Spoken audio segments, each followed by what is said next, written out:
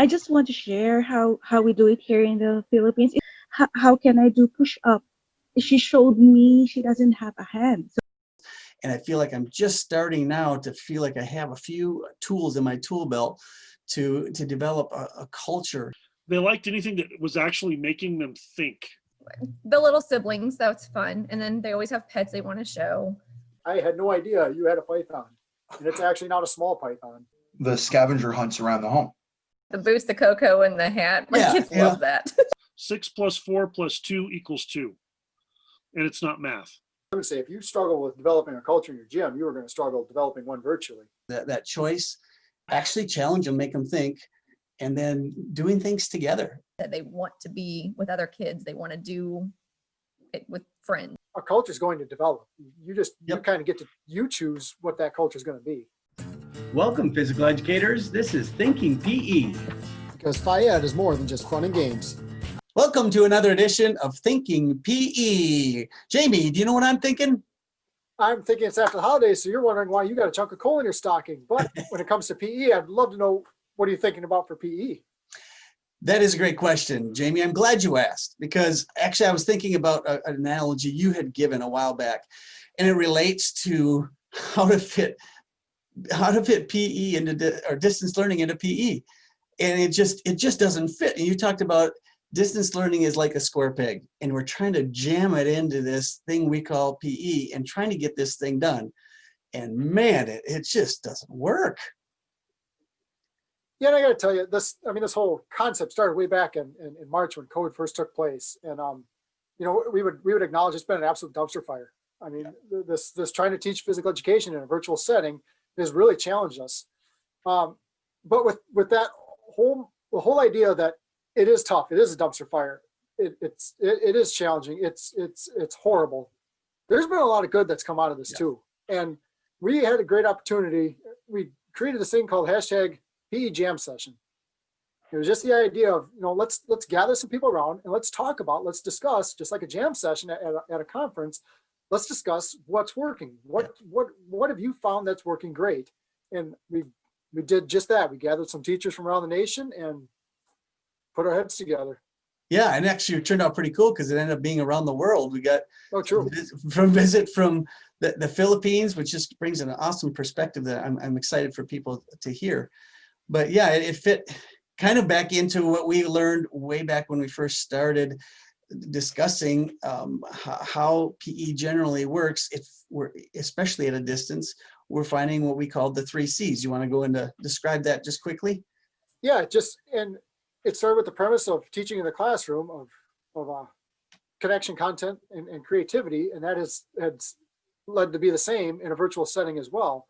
And in this first part of the jam session, we really honed in on that connection part. We know how to connect with students in the gym when they're in our classes, with our activities, our games, our curriculum. Now, how do we do that in a virtual setting? And that's what we picked the brains of these Phi-Ed teachers from around the world is, what have you been doing in a virtual setting to build that connection? Yeah, as people are listening, I just want them to listen for these 3 things. If we give kids choices, and again, this is dealing with distance learning, try to allow for choices, try to make them think in a way. They do love to be challenged in different ways to think, and they just love to do things together. So that's kind of how this discussion evolved, and those are 3 things that I picked up on that as you're listening to this, I want people to kind of keep an ear out for. So this first segment you're going to listen to, it's going to start with Jennifer, and she's explaining one of the things that she found that works really, really well and that she enjoyed actually about being forced to do distance learning. Have a listen.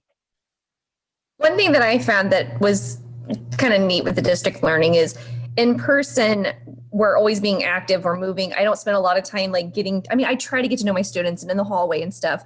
But with the way that the format that we're using now, I take 5 minutes. I have them for 50 minutes on a Zoom. So I take 5 minutes and I let them share stuff. And it's been kind of nice to actually kind of get to know them a little bit more. They show me things in their house. Some of it's a little heartbreaking what they show, but so I actually feel like in some ways those 2 weeks when we came back in person, it was kind of nice because I knew this one had a little brother at home and I knew this one had, so in some ways I feel like the relationship is actually a little bit better with some of my students than what it was when we were in person. Cool. What kind of things can you elaborate a little bit of some of the things you've seen that you've really enjoyed? Anything pop into your head? The little siblings, that's fun. And then they always have pets they want to show. But just like Python, finding out. True story. But and that's been kind of a cool thing though, because like, we had kittens at one time when another little girl had kittens. So now every day in her seesaw messages to me, it's something about our cats, So, I mean, it's just kind of fun that I found that in common with her in the gym. I would never have probably found that out. Right. And then it's Well- also fun to see some of the parents interact too, because a lot of ours, like we'll do like videos or something, and it's fun when you see the parents jump in and do it too. And those kids have good support systems. Yeah, that's heartwarming for sure. So one of the things we used was, of course, the flip grid, and we used the introduce me to you again, like it's like you've never been in my class before. So we did that for all of our kids. And of course, then you got introduced in different ways from different kids. And so that was a good way to interact with them. And then we've used the flip grid. We do cup stacking. And so they had to show me them doing several different sets of cup stacks. But then we opened one up and said, you can share on this particular Flipgrid account, and it goes to everybody in the district or in our school can see it, and Cool. then can make comments or whatever. And so then they were able to have a little bit of a interaction with each other via the Flipgrid. And they like that. And then in Google Classroom, I would post questions. Like one of them was a really funny one. We have a deer that actually lives in our house. Most of the time, comes around every year. He only has antlers on one side. And so, but it's every year that way. So it's not something, there he is, he's back. Well, this year he showed up and he had a bunch of string on one side. And so I got a good picture of him and I said, all right, everybody, what's this deer's name? And that was kind of their, now they got to chat back and forth about what the name was inside of Google Classroom. Nice. And so that was fun. And of course, he looks awful lot like Elliot. If anybody has seen the cartoon. Oh, I haven't. Apparently I need, Your kids are too old, Stacy. Yeah. apparently. Not really. They're 25 and still watching cartoons, but Yeah, there you go. just not with you.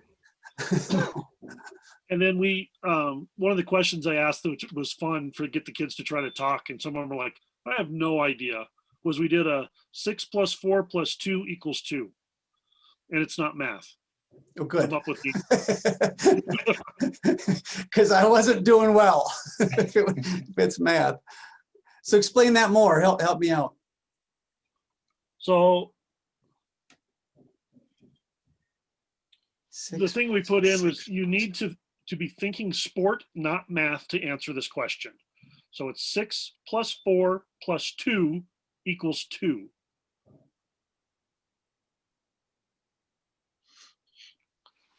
Not math. 6, 4, 2.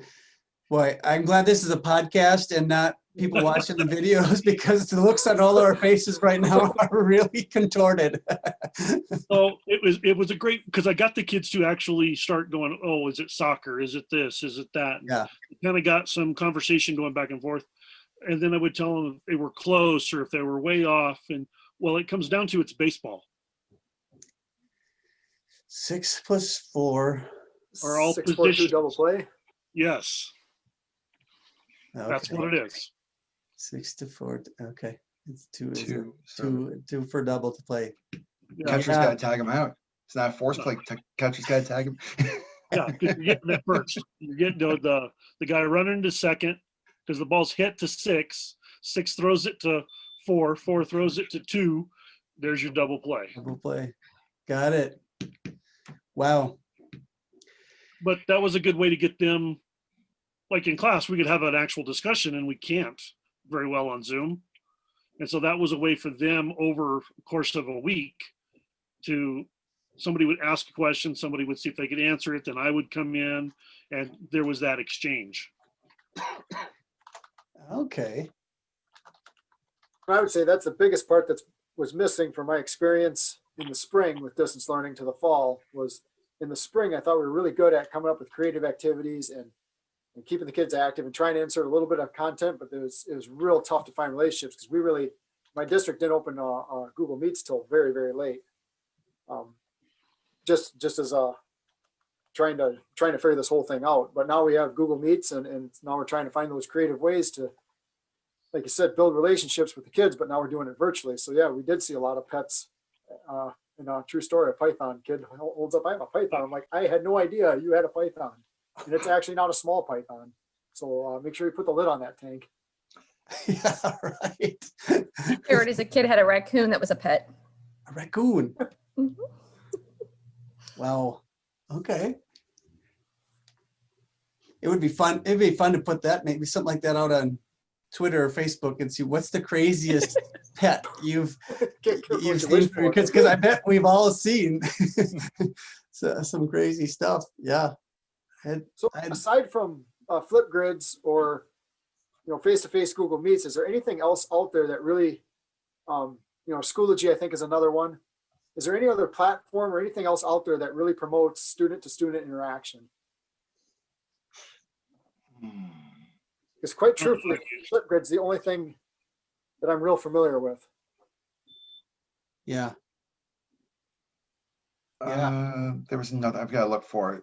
There was another one that someone in our district had used. Let me see if I can find it. Yeah, if you find it, throw it in the chat too. And anything you put in the chat, then we can put on the show notes later. So if you have resources or something that come to mind, just throw it in there. So while you look for that, Matt, I have a question for you, or Justin, or maybe anybody can answer. But when it comes to Flipgrid, you talked about having kids comment on stuff back and forth. A fear that I've heard with that is the negative comments. Is that something you had to pre-teach? Is really the appropriate behavior and being respectful, or is that just something you kind of learned on the fly? For ours, we talk about that all the time in just school in general. And so it was just re-emphasizing those things back in the classroom. Okay. Teachers. We used it just like the chat box. It has to be appropriate in the chat box. It has to be appropriate there. And I put in the directions, if anybody got anything inappropriate, to please immediately contact me so that I could take care of it. Mhm. But for the most of my assignments, I don't open them up for them to do a major chat back and forth. That was just one of those, hey, we're playing with cups. And usually that's one of the things where you want to show off what you can do. Yeah. And so I let them have that opportunity to show off how fast or what they were building or what they were doing with their cups. Yeah. And my older kids were actually pretty good commenting with the younger kids. Oh, One of cool. the things that we do with our sixth graders are always tag teamed with our kindergartners. And so they're considered reading buddies and all that normally. Of course, this year that's been a little bit of an issue, but that's something that they've all grown up with because they all had a sixth grade buddy when they were in kindergarten and how to interact. And so then we have our pods that are kind of the same way. And so we tell them, your job is to interact with those kids appropriately and help them. Okay. So I think that speaks a lot to developing a culture. And I guess I would even kind of go out on a limb and say, if you struggle with developing a culture in your gym, you are going to struggle developing one virtually. Yeah. If we're able to develop a culture in your gym, you're probably able to transfer that, the appropriate and giving comments and things like that. So Matt, were you able to find what you were looking for? I did. It was Padlet. Say that again. Padlet. Oh, I might have heard of that before. I've heard of it. I just haven't used it. Huh. Cool. Yeah, I know So when you can open up different categories and search for different ideas. You can probe the kids for different ideas that they'd want to play with the game, and they can fill it all in. Or you could ask for examples of how they completed different activities, and they could fill it in on that Padlet and just goes straight down. You can add on multiple columns.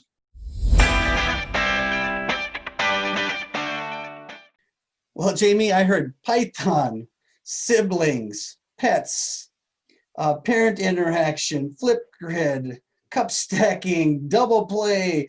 Oh my goodness, what a random thing. What did you take from that? How do you unpack that and put that in something that makes sense? I think it all revolves around developing a culture. And we spent a tremendous amount of time, especially at the beginning of each year, developing or revisiting our culture in the gym. So setting setting our norms, our expectations. And I think we need to step back and realize that you need to take that time to do that in a virtual setting too.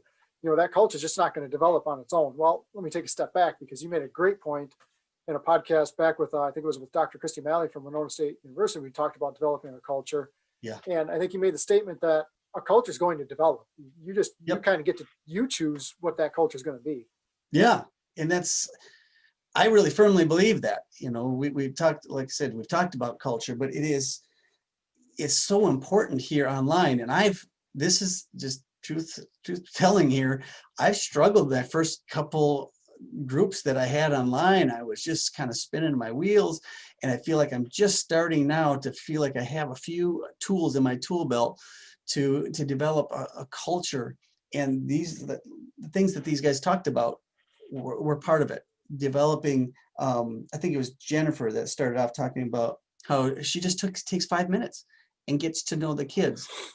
And I'd like to spend a little time talking about not just what they mentioned, but we always like to talk about the why. Mm-hmm. Not just what teachers do, what good teachers do, but why. You know, so you think about Jennifer. I mean, she didn't tell us this outright, but what do you think? Why do you think she takes that 5 minutes at the beginning of her classes? Well, I think it's the exact same. You're taking it just like you would take the time in the class to listen about the kids lose tooth, the new cat that they got. I mean, all the stories that kids come with, you're just taking that. We talked about building a relationship with students, and it's in that moment of time that a student feels important. Yeah. And it's when they have an opportunity to bring, you know, they used to tell us about their new pet. Well, now they get to show it to us. They get to show us their python. I mean, this kid, I never knew the kid had a python here. It's great big, like, hey, make sure you put the lid on that thing. But how cool is that? I mean, that to, you know, allow that kid the opportunity to share. Yeah, it's so cool. And something we'll probably do at some point, but I'd love to put out a Twitter survey or that type of thing and get teachers stories of the strangest pets that you've come across. I mean, I saw an iguana, and you saw a python, and I'm sure there's crazier stuff around the country that people have had. But it's creating that two-way interaction. Yeah. It's creating that two-way interaction that made me personally, that I was missing back in the spring when COVID first broke out. Yeah. And we were sending out meaningful activities for students to participate in. Well, now we're starting to get some of that two-way interaction, and again, developing that culture. You know, I think you just let's reiterate that. I love that you I don't know, it's not a coined phrase, but that two-way interaction piece I think is huge. You just kind of brought that up, but that's what we're trying to get to. If you want to build not only a culture, but if you want to build this this connection with kids, you can't build a connection with, well, you can. A little bit of a connection you can build with one way. Mr. Rogers did it, you know. Yeah. But to really get that and build that trust and stuff with those kids, I think you just stumbled on something there that's huge. That two-way street. Well, and there's some other tools that we talked about, and one of them being Flipgrid was, you know, you're just thinking, what are some tools that we have at our disposal so that kids can interact with each other, and we can interact with them. And Flipgrid has turned out to be a great opportunity for kids to post short videos and see what each other are doing, comment on what each other are doing. So I just think it goes back to that two-way, that interaction piece that kids are thriving for. So let me nail you down on that a little bit. You use Flipgrid. Mm-hmm. Why? Like I said, we want to get to the why of things. You've kind of danced around it a little bit, but name what are one or two or three of the reasons you use specific reasons that I use Flipgrid is, number one, just to create that interaction with student to student, so kids can see what each other are doing. I take jump rope, for example. They can show off their tricks, jump roping skills, or you know, whatever. But and I get to see them too. And the other way I use it for is an assessment tool. Just in that, when we use the term expert, if they're meeting a standard, they can show that they're an expert, and I can actually jot that down in my grade book. So it's primarily used just for interaction, but a byproduct of that is I can use it for assessments too. Yeah, no, that's huge. And the advantage of Flipgrid is it makes it fair for the kids that are in daycare that can't get to a computer until later in the day. They can't be with you during the day, mm-hmm. or whatever thousands of reasons. It makes it fair so they can still feel part of your class, and they can interact with kids even though it's not live. It feels live because they're there virtually, even if it's not at the exact same time. And it's safe too, is that you can, it's secure in that it can be closed to that specific group of kids where Yeah. outside people can't see, data privacy and protecting the students. Yeah. So a great tool. Yeah. Another And tool I don't know. another- Matt brought up Padlet too, and I'm not an expert on Padlet, so I guess people are going to have to kind of go out and do their own research. But from what he was saying, and I understand about it, that's another nice tool. Yeah, it sounds like it's a similar tool just to create interaction and engagement among the students. Yeah. So another one that we have at our disposal, just in our own Google Meets, is the chat, and I would be the first to admit that was an immediate headache, was having that chat open for students to use, because all kinds of garbage was put in that chat. And on the same token, we're trying to create interaction. So now why would we take away something that's creating interaction? Yeah. And it just comes back to building that culture. I had not established a culture yet around the chat on our live meets. Yeah. Well, and that's huge. I mean, because if you just turn it on, you're going to be developing a culture. Like we said, it's going to develop. It might not be what you want unless you do like Justin talked about. They go through that on a regular basis. They talk about expectations, and then they teach it, and then they monitor it, and they shut it down if it's out of control, and then they'll try again and reteach. And if you do that, that's that culture that develops. And now you've got yourself a whole new tool that kids can use appropriately.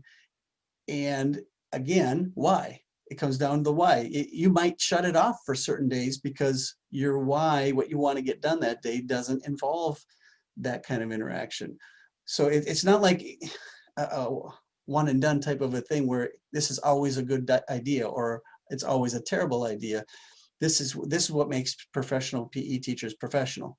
It's thinking through, okay, what has this tool done? Have I established the culture enough to use it? And if yes, then it'll be a great tool. And if not, back to the dumpster fire. It'll burn you, and it's not going to feel good. But that's where we're at with a lot of this. We're about trying it, and then you reteach, and then you can maybe use it later, I guess.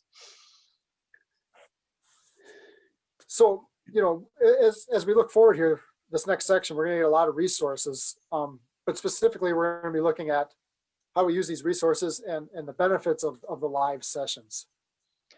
Yeah, we did. We talked a little bit about that in several places, but from the experience of the teachers that we've talked to so far, a lot of them speak very positively of these live interactions with students. And this next section has a bunch of resources, so get your pen and paper handy, or just get ready to go back and look at the show notes. A lot of different resources that people use live, even though a lot of these you could also set up in your Google Classroom for students to use when they can't be live. They work there too. But it seems like we've had a lot of success with these live sessions. Let's take a listen. I didn't think this would be successful, is the having 30 kids on at a time and being able to do anything beneficial.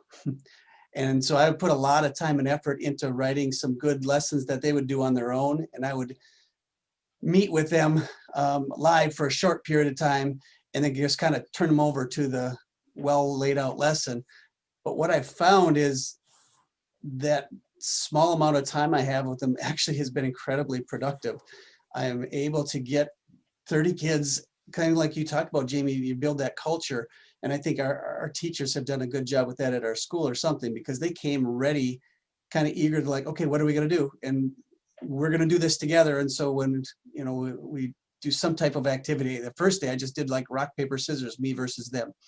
And they loved it. I couldn't believe it. It was just like, okay, I thought I was just kind of just trying to warm up, or we were done, moving on to the next thing. Can we do another one? I'm like, really? You just me versus them individually. And if they lost, they have to do an exercise or something like that. It's just that simple.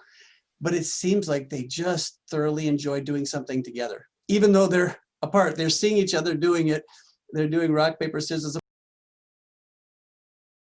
They beat me, but they're like, oh, I'll do them anyway, And so I don't know, is there any of that kind of thing that you found out about? How is the live portion compared to trying to get them to do things on their own? Any comparison there, or any things that work? I think the internet's the biggest issue. So going into Halloween, I didn't do our usual dance Halloween stuff, and I actually got some slack back for not doing it from the kids. Good. And so for Christmas, we went, okay, let's do some of our dancing. And it was kind of funny. The kids that are brand new to our school were like, we don't like this. It's really laggy. We can't see it as good, that kind of stuff. But the rest of the kids were like, yeah, but we've done this so much in class that we all know what we're supposed to be doing. Okay. And so for the most part, they made up that difference for that lag on some of them. Okay. And then one of the ones that worked out really well for us that I thought was hilarious is the kids liked anything with choices. Yeah. And so we would play a video and it would give them a choice of picking, A, B, or C or whatever. And then they got to do whatever was underneath that choice. Yeah. The other one that I found hilarious that I was able to tie in science and mathematics into PEs to some extent was, and I'll have to look them up now because I can't remember what they called, but they would have 3 doors and you've been kidnapped by a crazy man and you have to get out of this building and the power is out. Behind door 1 is a bunch of chains or a bunch of saws. Behind 2 is lava. Behind 3 is an explosive bomb. Which door do you choose to get out? And the kids were like, at first they were like, what? No, that's impossible. But you had to listen to the whole story because the power's out. So you go the one with the saws because the saws aren't going to work. It's electric. Got it. But they liked anything that was actually making them think their way through a process. Yeah, you mentioned 2 things there, Justin, that I resonate with me is, number one, they love to be challenged and make them think, but that choice thing, yeah, we did this thing. It's a Google slideshow that came through Twitter. Jamie, I don't know if you ever guys found out the guy's name. I'd like to give him a shout out, but it's, just finding find the snowman, and there's 3 different places he could be behind the hat. Jennifer, The you might have boots, seen it. yeah, the boots, the cocoa, and the hat. My Yeah, kids yeah. love that. So it's so simple, but it speaks to what Justin was saying. It's that that choice. And then I also think they're doing it together. It's like a game at school where, yeah, they're in their own room, but they can see other kids exercising. They're picking one, somebody else is picking something different, but I don't know. So I don't know those in my mind, as I'm trying to hash through this, what key factors can we take from this? I think Justin nailed a couple of them there, that choice, actually challenge them, make them think, and then doing things together. I really think those are 3 that have hit me so far. I kind of wanted to bring that up. Any other? Go ahead. So Jennifer. our kids, we do 50 minutes of Zoom, and we've been kind of told not to keep them on for the full 50 minutes, to give them that lesson, like you said, that we've created and send them on their own to do it. Yep. So that's kind of how we started the year. But as the years progress, I kind of decided that I let them choose. If they want to go work on their own, they could. If they wanted to stay, we would do the lesson together. We don't always get through all of it, but I found at the beginning, everybody logged off and they left. But as the years went on, I've found that they stay and they want to do the lesson together. So even though I've designed it where it reads to the little ones and stuff, they want to stay on and we do the whole lesson together. So I've been keeping mine on for the full 50 minutes and we end up doing a lot of the lesson together. But like you said, they want to be with other kids. They want to do it with friends. Yes. Yeah.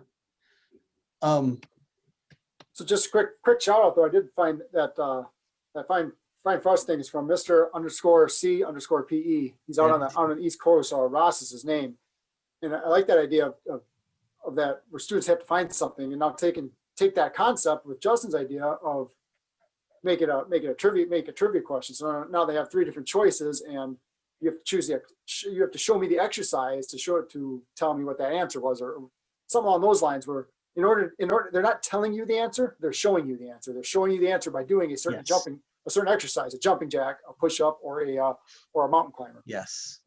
At Yeah. Thanksgiving, I found one that was a lot. It was an I Spy.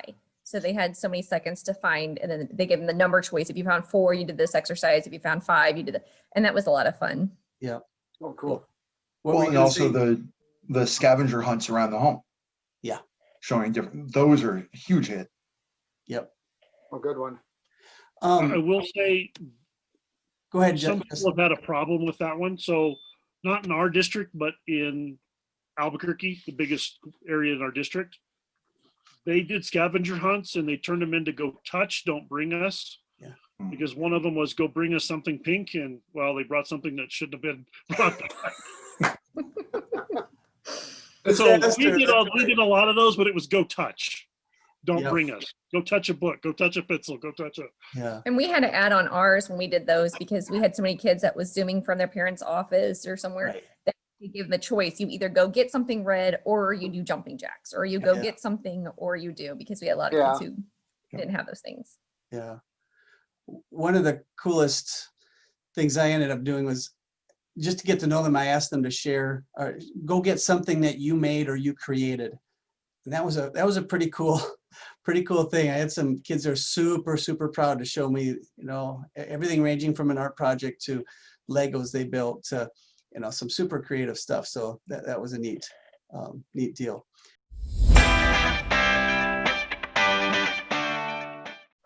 Well, Jamie, I got two big words to throw at you. There's synchronous and asynchronous learning. I'm sure you've heard of this, but that's kind of what we're talking about here. And I know we haven't done a flat out study, so we don't know all the details of this, but in your opinion, when it comes to connecting with students, where do you lie as far as your opinion on which is better, being synchronous or asynchronous? Well, first it's the asynchronous versus synchronous. You help me remember that synchronous is when you're doing something together, face to face. Synchronized swimming, Martin Short, Saturday Night Live skit. That's how I remember synchronous. Okay. My mind works that way. But going back to with the idea of connection, and I just take us back. First of all, acknowledging that we're all in different places. Right. Districts are set up differently with different resources, different opportunities. But we haven't done a formal study, but I'm confident we've talked to enough teachers from around the nation to find that if you're doing something synchronous, face to face with the students, it lends to be a better product, a better experience for the students themselves. And that's, I can say that pretty, just thinking back even to when COVID first hit and we were doing lessons in March and putting out meaningful activities for students to do, the thing that was missing was that interaction. Right. Teacher to student, student to student, there's just no interaction. Yep. And now we have a tool to create that, and that's live sessions. Yeah. And Flipgrid and those types of tools are great. But when you compare them to the success we've really had with connecting with students live, not in person, but live, then it really doesn't compare. And you want to share, you do something that you're very purposeful when you're live that'll illustrate why it's so important. And I'm actually, and again, my districts are set up differently. Right. My district set us up very well with the technology and the equipment and the tools to do this, where I have my laptop that I'm signed in, as myself. I'm also signed in on a big screen TV. So I'm signed into the Google Meet twice, and on the big screen TV, I have the grid view so I can see all the kids, but then I have my laptop so I can still see my slideshow, and I split my screen then so that the kids can see me and my slideshow and share my whole screen. And anyways, the end product of that is what the students see, they see me and they see my slides.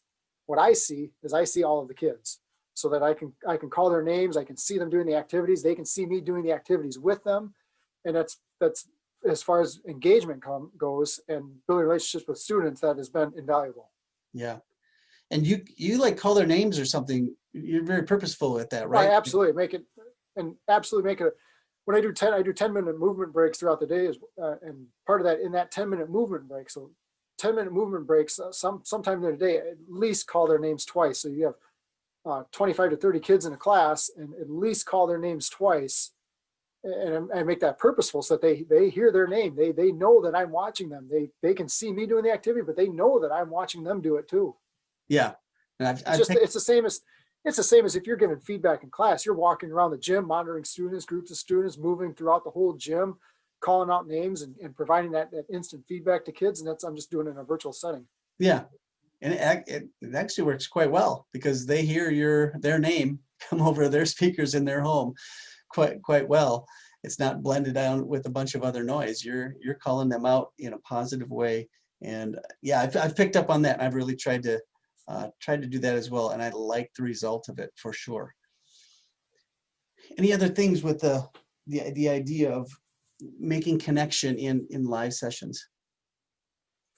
You know, and maybe this is something you can speak to. As the group we were talking to, couple things they really highlighted was providing choice for students, making kids, again, going back to what we said to listen for, making kids think, and then providing those opportunities where kids work together. Just want to touch on some of those ideas of the choice and working together. Yeah, I'm glad you brought that back up again, because that really hit me. You probably heard it during the segment. There's like, whoa, yeah, if I can nail this down, the things I'm trying to provide for students, the activities, if I can keep them under those categories. And again, we're going to talk about the why. Okay, I'm not going to do this fine frosty activity just to do it. What am I thinking ahead of time? And this is part of the thinking. They're more engaged when they have more choices. I love the idea of taking some of these would you rathers and some of these things that are now pretty prevalent out online. You can find a lot of really good things like where you're giving kids choices, but when you're live there with them, you can hone that in and now not just keep them busy. You can really, like I just did a jump rope unit and I just incorporated the jumping, different types of jumps instead of just a random exercise. I can put in a GIF of a very specific exercise. So now I'm not only connecting with them and giving those opportunities, but it's fitting into exactly what I want in my curriculum as we go as well. So I really like those types of activities that were mentioned in the previous segment. Yeah, just great teaching is that personalized learning and voice and choice for the students, and how do we offer that now in a virtual setting? And again, we're all set up differently in our districts, and we totally acknowledge that and understand that, but it's just rather than it's that go back to the growth mindset. Rather than talk about all the barriers you have of how you can't do something, think of that one or two ways that you're able to do it, and that's that's the hallmark of great teaching. Yeah, and these live sessions, again, we're honing in on this live session just because that's the topic right now. I still put together, I believe, high quality lessons that are out there on the Google Classroom type setting. And so the kids that can't be within a live setting can access it and they can still have a top-notch education. But we're just happen to be talking about that, the live sessions here in this segment. That's what I just feel like we've been kind of like rah-rahing live sessions over the others. I hesitate to do that too much. And you brought up the fact that all districts are set up different. Some people might not have access to that. We're not trying to say that you're not doing a good job if you can't do live sessions. I just want to make sure we're not coming across that way at all. But we have found teachers that they feel like they've had breakthroughs and are actually having success teaching that square peg we call distance learning. The corners are getting rounded off and it's starting to fit, at least to fill the hole. Maybe it doesn't fit perfectly and go all the way through or whatever, but it is working. And I believe the live things seem to be what's driving a lot of the success from what I've heard from teachers. Yeah, and so in this next section, a great opportunity to speak to Olga, who really grounded us in the growth mindset of somebody that my district, we're set up awesome. We're set up great. I've got the big screen TV, and Olga really put it in perspective of could very easily go down the road of look at all the obstacles that I have and all the barriers. Instead, has that growth mindset of look at all the stuff that I doing a fantastic job and stepping over some of those barriers that I never even knew existed. So it was really humbling and really put it in perspective, and then also made me think about some of those kiddos that we may not be reaching, even though I might be set up really great. So it's a shorter section, but it's a really impactful section. So let's take a listen. I want to jump to the Olga. Can we tap you here? Would you share what you were saying or wanting to share in the chat? I just want to share how we do it here in the Philippines. It's so nice for you to do all those things with your students, but here in our situation here right now, we really do modules wherein we really do distance learning. They are from other provinces here in the Philippines, and then we just communicate with them through Google Meet, Google Chat, and also Messenger, wherein they really that's how we connect, right? The connection that we're saying with our students, wherein they will tell all their concerns on how we're gonna do with the modules, how they're gonna submit it all, like that. But hearing from your stories is so fun that you really what we call that do those scavenger hunts with your students. But as it's just purely modules wherein we really communicate just through Messenger or through Google Meet. Okay. But for the activities that they do, it's like, yeah, those ones. Just like, for example, for our fitness, there's this one student. They're required to do some to do push-ups. But when we were doing our Google Meet, my students said that how can I do push-up because I haven't met them.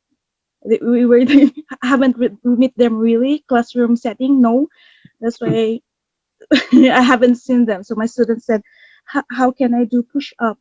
She showed me she doesn't have a hand. So oops, that's for me. It's how are you gonna do it? It's really like adapted PE wherein you really have to do some research like that, to do some other activities, do maybe exercises or maybe like the therapy have some, and that's your alternative activity for that requirement, like that. Those are just like the connections that we do with our students. Thank you. Oh, that's such a great perspective, Olga. Keep jumping in. Don't wait to be Yeah, invited. don't be shy. When you have something to say, jump in. That you have so much. It's such a great perspective. We get in our own group think here because we do things one way. But wow, what you just shared, that's a great point. But again, thank you, Olga, and feel free to jump in anytime. Yeah, thank you.